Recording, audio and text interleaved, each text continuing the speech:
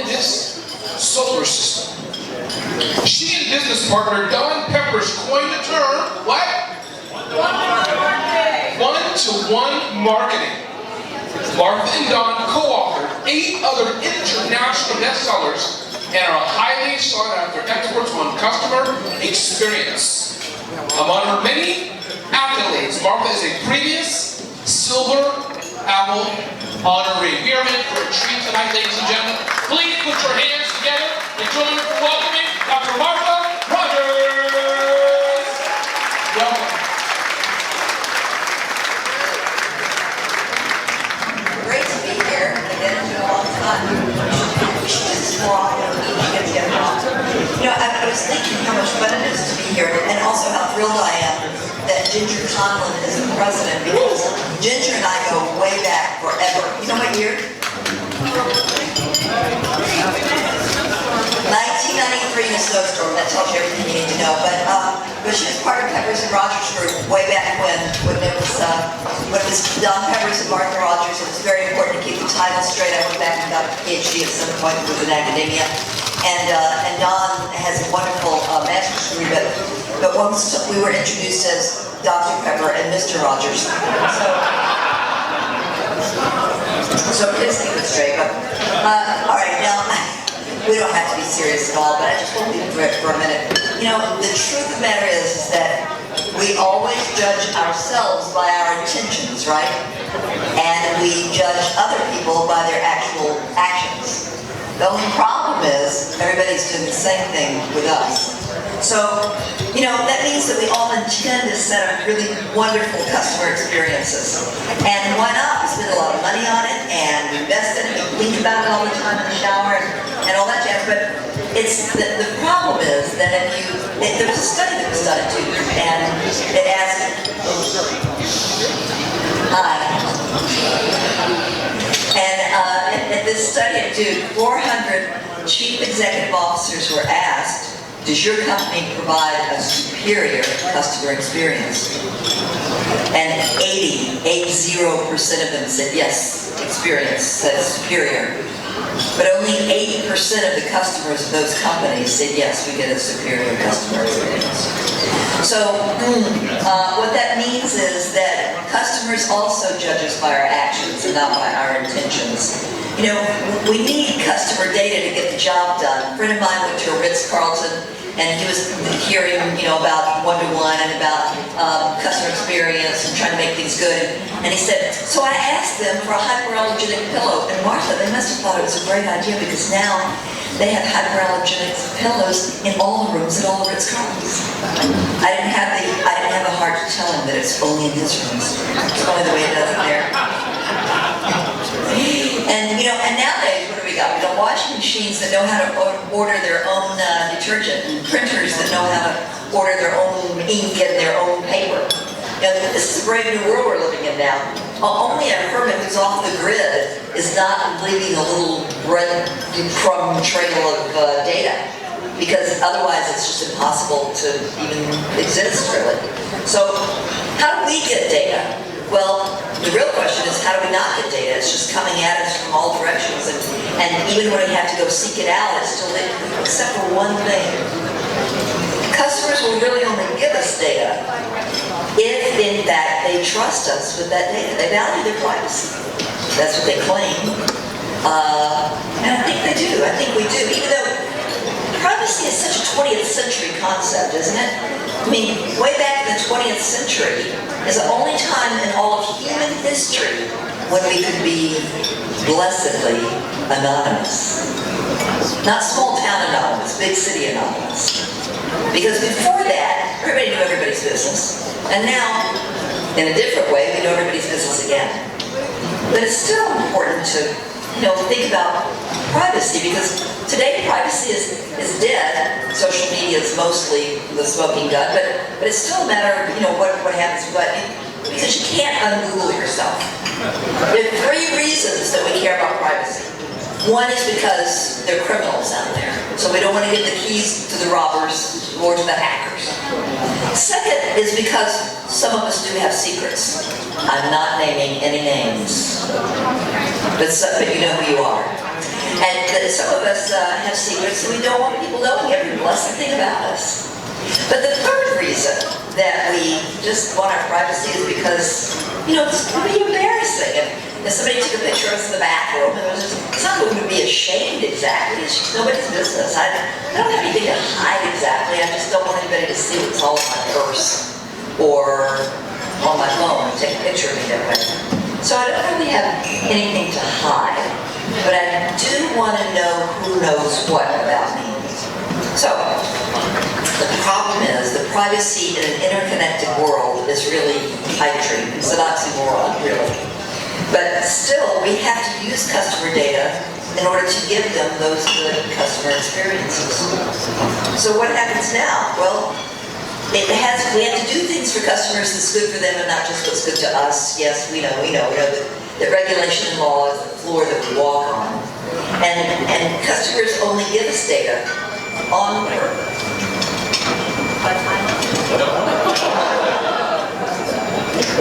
Sorry, thank you to the Academy.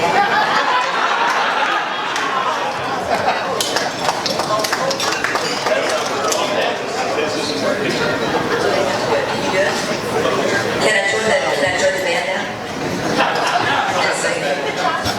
Oh, thank you. All right, so, but what was I talking about? Yeah, the real big question. Oh, the bathroom. Of course, I was talking about the bathroom and privacy. When we talk about, the Amazon Dash service, when we talk about the Dash replenishment service, what happens is that we have to trust the washing machine, the smart washing machine and smart printer to order stuff for us and spend our money without us even knowing about it until we don't run out of stuff that we need. That means we have to trust a lot of people along the way. The customer's going to trust us that much all the way along that way. So look, what are machine learning and blockchain and artificial intelligence and deep learning and the Internet of Things and all the stuff that we have to keep up with every day that's really hard? What do they require of us? They require of us that we be really and truly and deeply trustable. Otherwise, it's the Black Mirror, which, how many of you have seen it? Yeah. Okay, but that's not the only side. That's not the only side. If we want to be truly trustable, it's about doing things right, doing the right thing, and doing them proactively, being proactive about it. And we'll talk at another time about how to measure that and what to do about it and make it happen. Because one lie can ruin 1,000 truths. And notice that, look at me and how I'm not even talking about politics. So, if we think at all about how any of this is going to go, we have to think about companies like USAA Insurance. How many of you are members? Yeah, here in fancy old New York, some of you are USAA members. Are you second generation? How many of you second generation? Third generation? Yeah, see that happens? Because we dedicated one of our books, by the way, to the guy who made USAA what it is today, and that is Brigadier General Robert McDermott. But USAA is the company that, among other things, just decided before it was easy and affordable to know their customers and be able to look things up fast. And they also did really humane things, like in our first Gulf War, back when we knew how to fight a short one. Back then, what people did was to go fight the war, and these military people, when they got home, got a check, a refund check from USAA that said, "Thank you for your service to your nation. And here's a refund check because we figured you couldn't have been using your car while you were gone, and therefore here's a refund for your car insurance." Wow, that's pretty cool, right? But the best part of that story is that 2,500 of those checks came back uncashed to USAA saying, wow, USAA, thank you so much, but stay strong. Keep the money. Exactly. These are not wealthy people. yet they gave the money back. Now, I'm just trying to picture myself giving back a refund check from Chase. I don't know. But the thing is this. How are you going to compete against that if you're in their category? And if you get comfortable saying, well, we don't sell insurance or banking, then what if they join with your competitors and sell your category to their clients? What we know is that if customers trust you, then you will be worth more to them. We've done study after study to prove that this is so. For example, if you explain to customers what a real trustable cell phone carrier would look like and ask them if they'd be willing to pay more for it, they say, well, yes, we would. How much more? Average, $11 more a month. You know what? That's a lot of money. $11 times 12 months a year times 70 million customers, which is what the 3 big carriers have.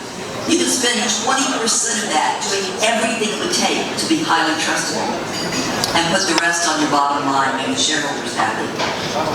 Because trust is sort of like the eraser on a pencil. It gets smaller and smaller with each mistake we make. And so we have to be really careful with it.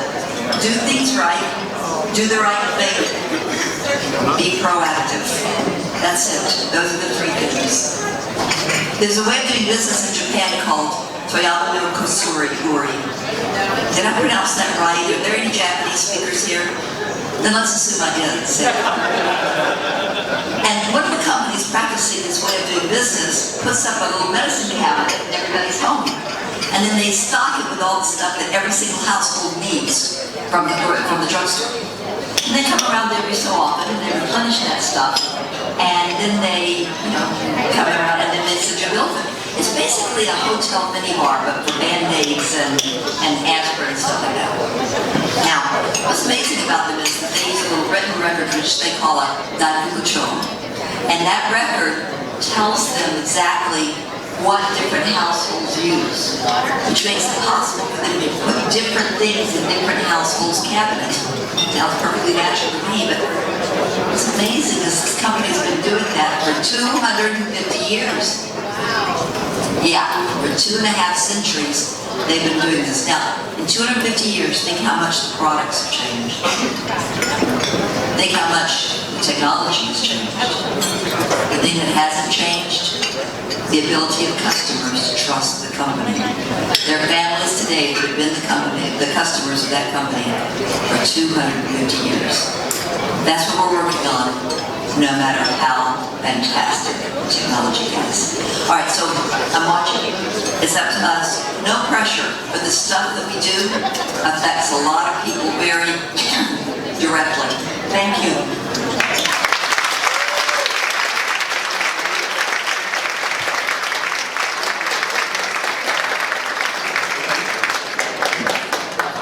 That talk was so inspiring and amazing, it deserves another round of applause.